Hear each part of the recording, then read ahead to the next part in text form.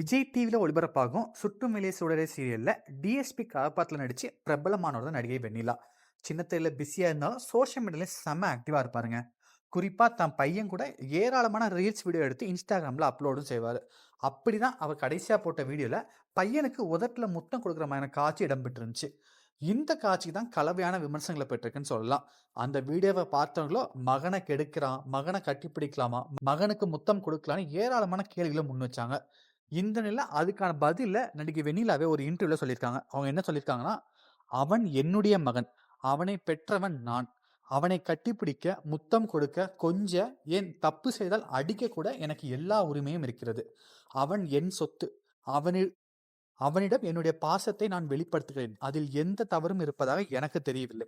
நான் வெளியிடும் ரீல்ஸ்களை வியூஸுக்காகவும் பணத்திற்காகவும் போடவில்லை. எனக்கு பிடித்ததால் நான் பகிர்கிறேன். என்னுடைய சமூக வலைதள பக்கத்தில் என்ன பதிவிட வேணும் என்பதை நான் தான் முடிவு செய்ய வேண்டும். அது பிடிக்கலன்னா பிளாக் செஞ்சுட்டு போலாம். இல்லைன்னா தள்ளி விட்டு செல்லலாம். ஆனா மோசமா கமெண்ட் போடுறது சரியில்லை."